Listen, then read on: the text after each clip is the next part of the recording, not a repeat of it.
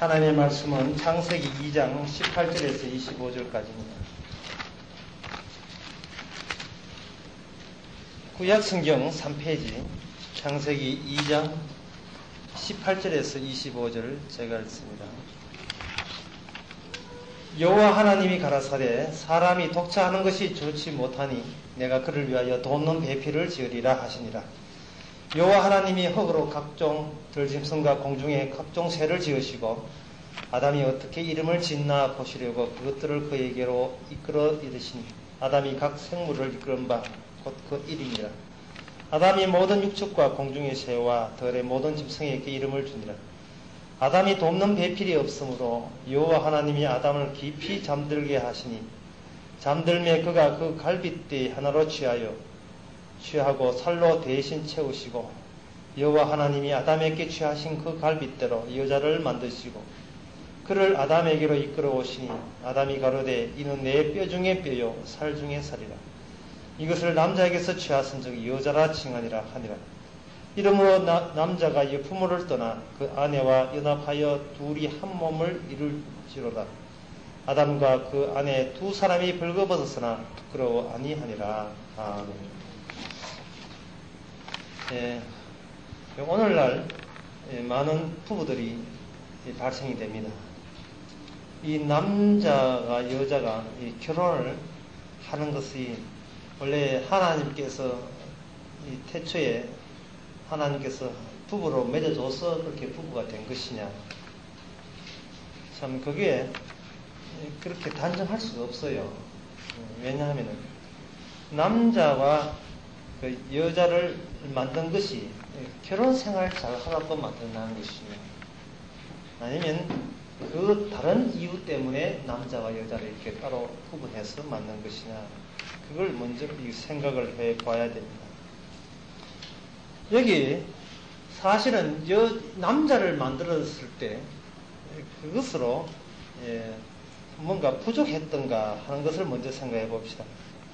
여기 돕는 배필이 없었기 때문에 여자를 두었다고 했습니다. 여성을 돕기 위해서 남성이 생긴 것이 아니고 남성을 돕기 위해서 여성이 생긴 겁니다. 그렇다면 여성이라 하는 것은 남성 안에 포함을 시킬 수가 있습니다. 남성 안에 포함이 남자 안에 포함이 되는 겁니다. 그래서 하나님께서는 하나님 보시기에 이쪽에 보면 남자가 인간의 대표로 보이죠. 보이는데 그것 좀 자세히 더하면 그 남자 옆에 여성이 있다 이 말입니다. 이 말은 하나님께 남자에게 준 그 사명이 여자라고 해서 내몰라라 할 수는 없다 이 말입니다. 남자한테 준 사명 속에 여성도 그 사명에 같이 포함이 됐다, 이렇게 간주할 수가 있습니다. 이 이야기는 상당히 좀 어렵게 들릴 수가 있는데 고린도전서 11장에 보면 각 남자의 머리는 그리스도요 여자의 머리는 남자요 그리스도의 머리는 하나님이시라 해서 고린도전서 11장 3절에 보면 이 말씀이 나옵니다. 그러나 나는 너희가 알기를 원하노니 각 남자의 머리는 그리스도요 여자의 머리는 남자요 그리스도의 머리는 하나님이라. 그러니까 하나님과 그리스도와 남자 사이와 여자 사이는 무엇과 연결되느냐 하면 머리 기능, 머리의 위치, 그걸로 서로 상호 이렇게 연결되게 되어 있습니다. 머리라 하는 건 둘이 될 수 없지요. 머리를 통해서 남자의 머리는 그리스도 머리는 하나님, 그리고 여자의 그 머리는 남자. 어떤 질서 같은 것이, 위기 질서 같은 것이 이렇게 되어 있다 이 말이죠. 자, 이런 이야기를 하게 되면, 우리 이건 하나님 쪽에서 방금 이쪽에서 접근해서 하는 이야기고, 하나님 쪽에서 이야기하는 거고, 우리 인간 쪽에서 이렇게 해버리면, 어떤 느낌을 받느냐 하면, 남자들은 내가 저 여자 만나서 얼마나 편하냐, 그걸 먼저 고려하겠죠. 내가 여자의 머리다. 여자의 머리는 동시에 내 머리는 그리스도다. 따라서 나는 그리스도의 통치 아래에 있다. 내가 그리스도의 통치 아래에 있는 입장에서 여자를 사랑해야 된다. 그런 관점의 얼렁 떠오르기보다는 내가 저 여자를 만나서 결혼하고 난 뒤에 총각보다 얼마나 더 행복해졌는가, 얼마나 내가 편리해졌는가, 이걸 먼저 고려할 수가 있는 겁니다. 이거는 여자도 마찬가지죠. 나의 머리는 남편이다. 이게 아니라 내가 저 남자 만나가지고 팔자 더 나아졌는가, 얼마나 내가 행복하냐, 이거 먼저 생각할 수가 있다 이 말이죠. 그러니까 지금 방금 이 창세기에서 이야기한 남자와 여자 내 살 중에 살 뾰족뾰족한 것은 이거는 어느 친이냐 하면은 인간에게 죄가 덮치기 이전에 그때 상황이에요. 인간에게 죄가 덮치고 난 뒤부터는 우리 둘이 한 몸이라는 생각이 있는 것이 아니고, 니는 내하고 딴 몸인데 서로 필요에 의해서 한번 붙어보자, 이런 식으로 사고방식이 달라지는 겁니다. 죄 짓고 난 뒤에 창세기 3장에 넘어가면 죄 짓고 난 뒤에 남자가 여자를 바라보는 입장과 여자가 남자를 바라보는 입장이 다 달라요. 남자는 뭐라고 하나, 그 다음부터는 책임을 지가 지지 않고 여자 책임으로 밀어버렸습니다. 누가 나더러 먹지 말라는 그 나무를 먹었느냐, 이렇게 하나님이 수긍을 하니까 12절에 그 남자가, 아담이 하는 말이, 하나님이 주셔서 나와 함께한 여자가 그 나무 실과를 내게 주므로 내가 먹었나이다. 그러니까 이제 여자 책임인데, 사실 여자 책임도 여자 책임에 머물지 않고 하나님이 내한테 만들어주고 붙인 그 여자니까 책임이 역시 하나님한테 또 약간은 있지 않습니까? 이렇게 책임을 자기로부터 하나님과 여자 쪽으로 밀쳐버리는 거예요. 이거는 뭐 어떤 상황이 되었다 이 말은 뭐냐 하면, 하나님 남자가 어떤 위에, 자기 머리 위에 통치자가 없다. 그리스도라는 하나님이라는 통치자가 없이 된 채 죄 짓고 나는 나다. 예. 나는 내다 말이에요. 그러니까 이런 위치에서 오늘날 결혼 같은 것을 그런 입장에서 결혼을 생각하게 하게 되면 그 다음부터는 결혼에는 막 무지무지한 복잡한 일이 이제 벌어지는 거예요. 그때부터. 예수님 당시에 이거 뭐고 유대인들이 자기 아내와 살다가 아내가 음식을 뭐 한다든지, 예를 들어서 쉽게 말하면 라면을 먹고 있다든지, 또 아내가 남편의 고분고분하지 않다는 이유 때문에 합법적으로 이혼을 강요해서 그 여자로 하여금 내몰라라고 내버렸어요. 그 여자가 이혼녀로서 이 세상에서 그 당시에 어떤 박대와 천대를 받느냐, 어떤 법적인 행세를 할 수 있냐, 그런 건 전혀 고려하지 않고, 네가 내 아내답지 못하기 때문에, 내 남편만의 고분 보지 못하기 때문에 추방해버렸어요. 그럴 때 예수님께서 말씀하시기를, 그거는 가능한 기다. 자기 아내를 버린 것은, 이것은 하나님 앞에 가능한 거다. 자기 아내를 버리고 다른 여자를 사찰하는 것은 어떤 이유든 간에 이건 안 된다. 그렇게 단호하게 나섰습니다. 그렇게 예수님께서 단호하게 그런 말씀을 하시면서, 여러분들이 결혼식장에서 많이 듣던 이야기 나오죠. 무슨 이야기를 하느냐 하면, 이 창세기 이야기를 끄집어내시는 거예요, 예수님께서. 마태복음 19장 6절에 보면, 이러한즉 이제 둘이 아니요 한 몸이니, 그러므로 하나님이 짝 지어주신 것을 사람이 나누지 못한다. 하나님이 짝 지어주신 것을 사람이 나누지 못한다. 근데 이 말씀도 약간 좀 따져보면 좀 이렇게 어렵죠. 하나님이 짝지은 것을 사람이 나누지 못한다. 이렇게 했는데, 우리 갈라서는데 뭐예요? 하나님도 내한테 지네. 이래 될 수가 있잖아, 이래 될 수가. 예? 야, 너가 둘이 안 갈라진대. 갈라집자, 우리. 그래, 갈라집자. 하나님, 갈라졌지롱. 이랬는데. 그래서 하나님 찾아가지고, 내가 짝져져서 못 갈랐는데, 벌써 갈라서 붙는데 뭐. 이제 여기서 우리가, 그러니까 지금 제가 무슨 이야기 하냐 하면, 이걸 지금 지적하려고 해요. 하나님 믿고 어떻게 가정이 다시 행복할 수 있습니까? 라는 것을 성경에서는 이야기하지 않는다는 거죠. 네? 목사님 성경의 마태복음 19장 6절에 보니까 하나님이 하나님이 짝지어를 갈라쓰지 말아카는데 저 못된 남편이 내보고 갈라쓰자게요. 어쩌면 됩니까? 목사했다가 하나님이 짝지어 주신 것을 사람이 나오지 못하니라. 글쎄요, 그건 아는데요. 갈라쓰자 하는데 왜 합니까? 목사했다가 하나님이 짝지은 갈라쓰자. 아이! 지금 갈라쓰자 하는데 문제를 해결해야지. 하나님 말씀만 그렇게 앵무새처럼 되풀이하면 문제 어디에 일이 해결됩니까? 안 되죠. 이것은 바로 예수님께서 하신 말씀이 뭐냐면 하나님의 어떤 이웃은지 이혼한 것이 나가 너무너무 잘했다는 이야기는 어떤 인간도 하나님 앞에 할 수 없다. 어떤 이웃입니까? 예. 안 갈라선다, 못 헤어진다는 말이 아닙니다. 예? 하나님 말씀해도 인간은 갈라서면 갈라지고 헤어지면 헤어지고 10번, 3번 할 수도 있어요. 그러나 그 어떤 경우에도 나는 어쩔 수가 없었습니다. 그러니까 나는 잘했잖아요. 내 하는 행위는 참 멋있지요. 이것은 뭐 하나님이 아니라 누구라도 와도 나는 의롭습니다. 라는 이야기를 뭐 한다 이 말이에요. 라는 이야기를. 어떤 기준을 제시한 거예요. 기준을 제시한 거예요. 특히 오늘 본문에 보면 이 말이 있어요. 2장 23절에 보면 아담이 자기 안에 하나님 딱 지어진 그 여자를 보고 뭐라고 이런 이야기를 합니다. 이는 내 뼈 중에 뼈요 살 중에 살이라. 예, 저 얼마나 그 아내가 사랑스러울 때는 여러분 가장 사람이 사랑스러울 때 나오는 말이 뭐냐면 나는 내 앞에는 내 눈앞에 난 니밖에 없다. 니밖에 안 보인다. 이런 말이 가장 사랑스러울 때 나온 말이에요. 그거 듣지 않은 지 오래됐죠, 여러분. 난 눈앞에 난 당신밖에 안 보인다.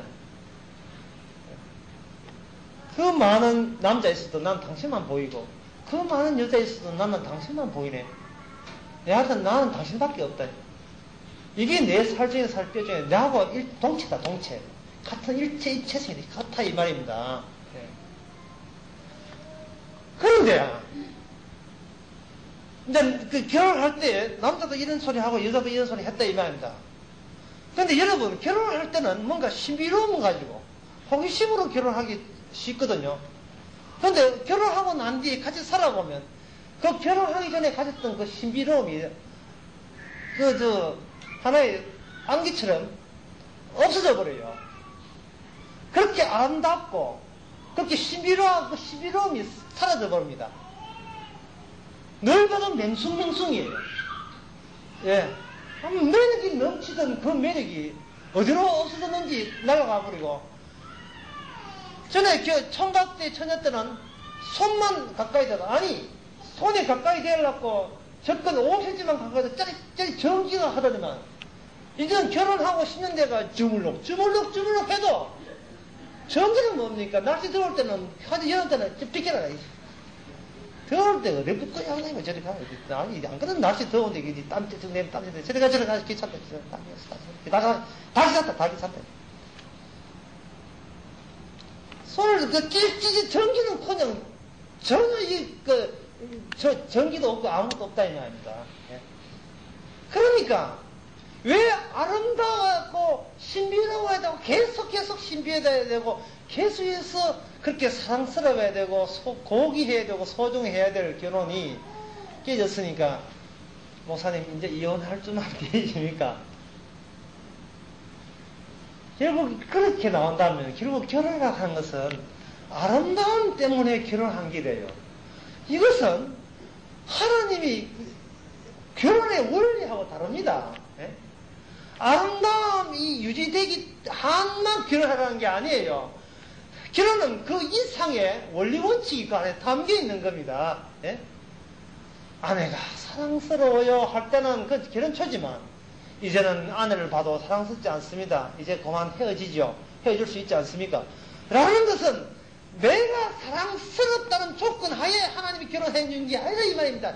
결혼은 그 이상의 것이 있어요. 예?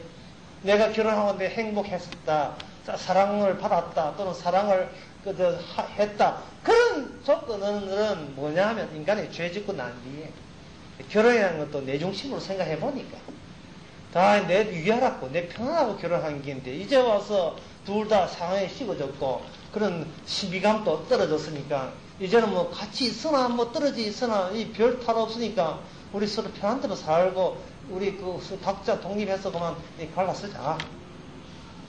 이것이 아까 제가 이야기한 것처럼 하나님 앞에 정당화될 수 있습니까? 아니다. 정당화될 수 없는 거예요. 정당화될 수 없는 거예요.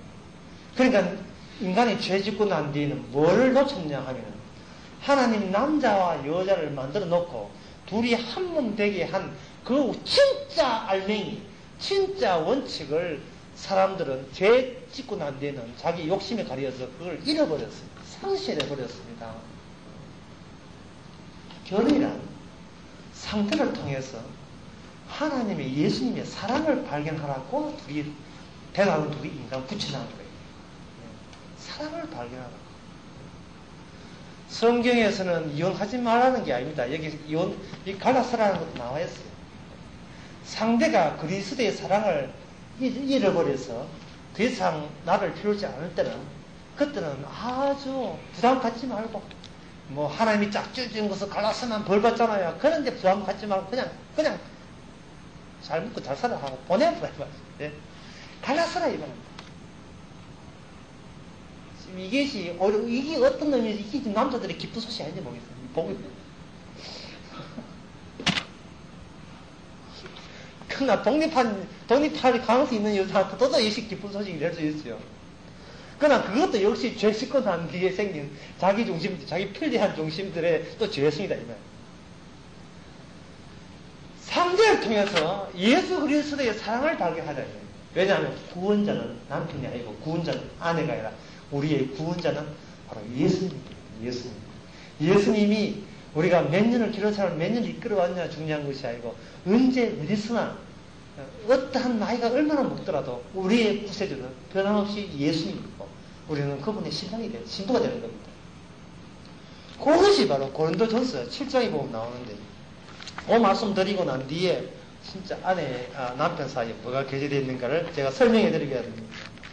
고린도서 7장 그 29절에 보면 형제들아 내가 이 말을 하노니 때가 단축하여 징고로 이후부터 안에 있는 자는 없는 자 같이 하면 이렇게 돼요. 안에 있는 자는 없는 자 같이 하면 빨리 마지막 때가 되기 때문에 그래서 이거 32절에 보면 장가가지 않는 자는 주의 일을 염려하여 어찌하여 주를 기쁘시게 할꼬 하되 장가간 자는 세상 일을 염려하여 어찌하여 아내를 기쁘게 할꼬 하여 마음을 나누옵니다.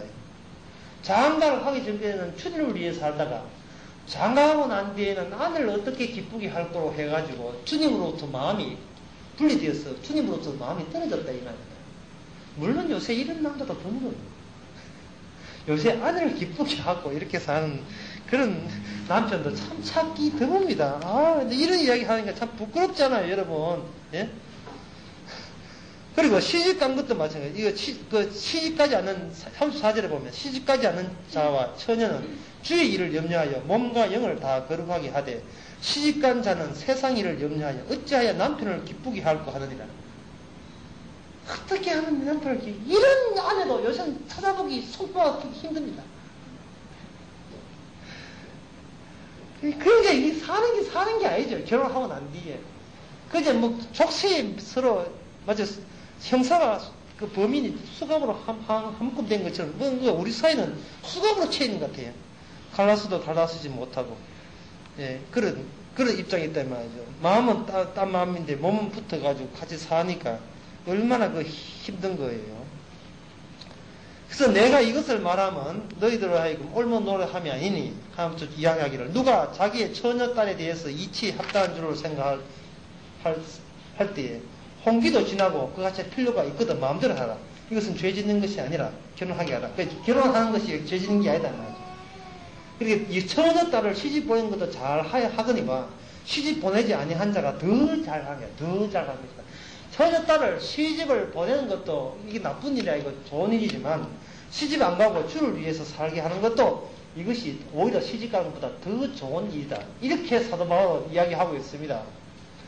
이것은 바로 옛날에 창세기 2장 때 하나님이 남자와 여자를 만들 때 결혼 자체가 중요해서 만든 것이 아니고 결혼 자체보다 더 중요한 그런 무엇이 있는데 그것이 바로 모든 인간은 구세주 주를 위해서 주를 기쁘시게 하는 것이 이게 원래 인간된 도리다 라는 겁니다. 그러나 죄주권 난 뒤에는 결혼 제도가 남아있고 결혼하고 싶어서 전부 다 결혼을 하지만 사실은 중요한 알맹이 그리스도를 위해서 한다는 것은 놓쳐버렸다. 죄주권 난 뒤에. 그러니까 안에 있는 자는 것처럼 안에 없는 자가 자. 이 말은 그리스도라는 게 있을 경우에는 모르지만 그리스도 없는 가운데서 그리스도를 믿지도 않는 사랑하지도 않는 상태에서 또 다른 여자 만나서 그런 여자하고 결혼하려고 환장해라. 눈 벌뜨면서 성경에 보니까 안에 있는 자 없는 자가 난 저 여자 간다. 이거는 안 된다며. 이거는 예? 저 여자와 결혼하기 위해서 이 여자를 버리는 그런 건 안 된다 이 말입니다. 쉽게 말씀드려서 결혼도 하나의 고통이에요. 왜 고통이냐 하면 결혼이 고통이 아니라 결혼한 당사자 본인과 상대가 모두 다 죄인이기 때문에 자기밖에 모르기 때문에 자기밖에 모르는 두 인간이 만났다는 것이 얼마나 힘들고 고통스러운 겁니까? 정말 힘들고 고통스러워요. 남편이 아내한테 무슨 말을 하면 아내가 그 말을 남편의 입장에서 들어주는 게 아니고 자기 편 들어가지고 다다다다 잔소리를 막 하는 사설 막 퍼붓는 거예요. 그리고 아내가 무슨 행동을 하면 남편이 그 아내 입장이 되지 못하기 때문에 남편 입장에서 또 잔소리를 막 퍼붓는 거예요. 살림을 위해서라가 아들 공부를 위해시키가 저 봐서 컴퓨터를 하면 다다다 그러니까 결혼 자체가 지금 상당히 그 결혼 자체가 행복할 것이라 기대하고 했는데 그 행복이 결국 현실로 돌아가고 말았어요. 그게 행복이 있을 수 없다는 거예요. 결혼 자체도 행복이 있을 수 없다는 거예요. 그러니까 뭘 봐야 되는가? 바로 그리스도를 봐야 돼요. 결혼하고도 더욱더 그리스도를 봐야 돼요. 그럼 아내하고 헤어지고 아니요. 그 남편하고 이혼하고 아니요. 이혼하고 아니라 그 남편과 아내가 함께 살면서 서로의 부족과 서로의 모남과 못난 점을 발견하면서 그 과정 속에서 자신이 얼마나 죄인인 것 내밖에 모르는 아내보다도 내부터 먼저 생각하는 이 이기주의를 분명히 하면서 이 많은 죄 많은 나를 위해서 돌아가신 그리스도를 더욱더 신랑으로 더욱더 사랑하게 하는 것 이것이 바로 어떤 결혼을 한 목적이 아니라 결혼 속에서 얻을 수 있는 하나님의 지혜가 아닌가 이 말입니다. 이 전도서 9장 9절에 보면 이런 말씀이 있어요. 내 헛된 평생의 모든 날, 곧 하나님의 헤아려서 내게 주신 모든 헛된 날에 사랑하는 아내와 함께 즐겁게 살지어다. 전도서입니다. 세상에 헛되고 밖에 없는데 그도 건질 거 하나 있거든. 그거는 하나님이 주신 아내와 함께 즐겁게 사는 것. 이 즐겁게 산다는 것은 무엇을 근거로 하느냐 하면 무엇을 기초로 해야 되느냐 하면 잠언서 5장 15절에서 20절을 보면 이런 말씀이 있습니다. 너는 내 우물에서 물을 마시며 내 샘에서 흐르는 물을 마시라. 어찌하여 내 샘물을 집 밖으로 넘치게 하겠으며 내 도랑물을 거리에 흘러가게 하겠느냐. 그 물로 내게만 있게 하고 타인으로 버블로 그 나오지 마라. 내 샘으로 복되게 하라. 너가 젊어서 취한 아내를 즐거워하라. 그는 사랑스러운 안사슴 같고 아름다운 암노루 같으니 너는 그 품을 항상 족하게 이르며 그 사랑을 항상 연모하라.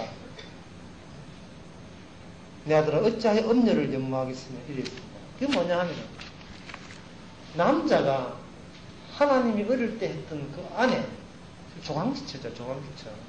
그 조강지처를 버리고 왜 다른 여자에게 어떤 행복과 제 인생의 행복을 찾고자 하느냐. 결국 이 말씀은 결혼할 때 한 몸 되라 하는 것이 죄 짓고 난 뒤에는 우리의 온몸으로 받아줄 수가 없어요. 이미 한 몸이 아니라 딴 몸이 됐어요. 한 몸은 어디 있습니까? 내 한 몸이 내 한 몸이라. 저 안에 몸은 내 몸이 아니라요. 내한테 잘해줄 때만 내 한 몸 참 잘해주지. 어디까지나 내 몸은 내 몸이고 내 몸 한 몸 위에 다른 것이 끼들면 안 돼. 그런데 하나님께서는, 여자도 마찬가지예요. 여자도 내 몸이지. 남편이 내한테 잘해줄 때만 남편 얘기 안 그러면 난 버리겠다. 양쪽 다 둘이 한 몸이 아니라 둘이 아몸이 됐고 각자 몸이 되고 말았습니다. 이런 각자 몸이 된 상태에서 둘이 만남을 통해서 왜 우리는 어디서부터 우리의 모든 것을 상실했으며 왜 우리는 이 땅에서 즐겁과 죄의 즐겁과 고통 속에 놓일 수밖에 없는가? 그걸 확인하고 심각하게 그 절절히 느끼는 거예요. 한 아내를 사랑함으로 말미암아 그것이 남편으로서는 얼마나 힘듭니까? 여자로서의 한 남편 사랑한다는 것은 그건 사실은 어떤 의미에서 쉬운 일인데요. 죄 짓고 난 뒤에 왜냐하면 그 여자로서는 한 남편을 사랑하도록 그렇게 하나님께서 어떤 그런 형벌을 줬기 때문에 한 남자에게만 저도 실수 한 남자에게 매이겨 상처를 입고 남자의 운명 속에 자기가 팔자가 참 결정되도록 그렇게 운명되기 때문에 하나님을 버립니다. 그 벌 속이기 때문에 좋아하지만 남자는 그 다음부터는 그 창세기 4장에 보면 여러 여자를 그리고 싶은 욕망이 꿀떡 같거든요. 그 꿀떡 같은 욕망을 스스로 이건 죄다 치면서 그 자기의 세물을 한 여자에게 바치고 한 여자를 위해서 모든 걸 바쳐나가는 것이 사람이 한평생 살면서 견디기 힘든 일이에요. 이건 있을 수 없는 정말 성취하기 힘든 거예요. 이런 고통 속에 놓여 있는 거예요. 하나님의 절대적인 기준 한 몸 되라. 그런데 우리는 딴 몸이 누구야 어떻게 하면 한 몸 돼. 옳습니다. 하지만 난 내 몸은 챙기렵니다. 이거 미치겠네. 분명히 예수 믿고 하나님 믿으면서 이게 옳은 줄 알면서도 왜 내 감정과 내 욕구는 왜 거기에 부합되지 못할까? 바로 결혼이라는 것은 이처럼 고통스러운 거예요. 이게 이렇게 힘든 거예요. 그래서 만약에 홀로 살게 됐거든 다시는 결혼하지 마라 하는 성경에서 혼자 됐거든 또다시 결혼할 생각하지 마. 왜냐하면 결혼이라는 것은 결국은 어차피 딴 몸인데 목사님 저 남자는요 나만 사랑해요. 예, 나만 사랑해 예수님밖에 없습니다. 그런 남자 내 손에 장을 찢을게 그런 남자 없습니다. 그런 남자 없습니다. 그러니까 결혼 상담소에서 뭐라고 하냐 하면 조건 15개 걸어가지고 15개 중에서 30% 5개 맞거든 해보라고 합니다. 조건 15개 걸어가지고 5개 정도만 해라 합니다. 이게 통계상 그들이 이제 해보니까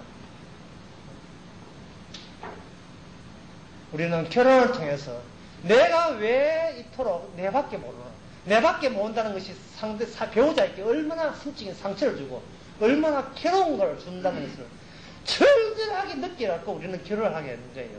예. 이제 빼더라도 막 이미 결혼했는 거 하겠습니까? 예. 결혼했는 거 어떻게 하겠어요? 무효 없던 걸로 이렇게 하면 하나님 가니까 내가 작정은 살아야 나오지 못한다 하거든요. 그러니까 빼도 박도 못하지만 어쨌든 이 결혼이라는 어떤 새로운 환경을 하나님 주셨기에 왜 주셨는가? 한번 배라는 그 명령에 저희를 때려 죽어도 나는 못하는데 왜 와줬습니까? 예수 믿어. 그래야 네 죄 없어갑니다. 절대로 남편한테 너무 많은 걸 기대하지 마시기 바랍니다.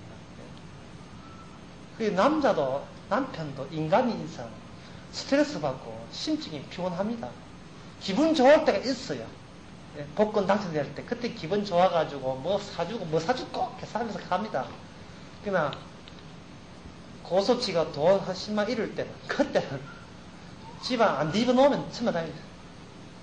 이게 인간입니다. 인간은 감정입니다. 감정에 따라 살게 되어 있어요. 어떻게 감정이 한결같아? 우리 남편은 한결같아. 늘 나를 이렇게 이뻐해. 어떻게 그렇게 될 수 있습니까? 어떻게 무슨 노래 제목 같아만은 어떻게 그렇게 될 수 있습니까? 그러니까 제발 여러분 결혼했습니까? 잘해주거든 웬떡이고 이래 생각이 남편이 잘해주거든 이거 웬떡이고 아내가 밥이나 해주거든 이게 왜 한국 무지로서 이라 이거 참 남편이 내하고 안 헤어지고 살아주기 이거 얼마나 고맙노. 아내가 임신했거든. 임신까지 났어요. 회임하셨습니다. 아내 회임하셨습니다. 예. 수라상 왔어요. 날 이렇게 이 죄 많은 이 부족한 애께 하나님이 왜 너는지 이렇게 나를 도와라. 서로 또 외롭지 않다고 붙여주니 나 같은 죄인에 이것도 오감지. 우리가 할 수 있는 것은 결국 이것밖에 없습니다. 예, 이것도 늘 가지고 이 마음도 늘 못 가지만 그래도 이왕 죄인인 내 이상은 고마운 줄 알고 서로를 봐서 반가운 줄 알고 예, 언능보다 낫나 이런 생각하시고 그 속에서 그리스도의 진짜 맥이 남편 진짜 맥이 변하지 않는 사랑을 여러분들 받아들이시기 바랍니다. 기도하겠습니다. 하나님 아버지 부족하고 부족한 우리들 이미 죄 지었기에 자기 욕심밖에 모르는 우리들 하지만 우리들을 이렇게 결혼을 통해서 낮추게 해주시고 자기가 부족한 남편이고 아내인 것을 깨우치게 해주시니 감사합니다. 이 마음 변하지 않도록 늘 주님만 바라보게 하옵소서. 예수님의 이름으로 기도합니다.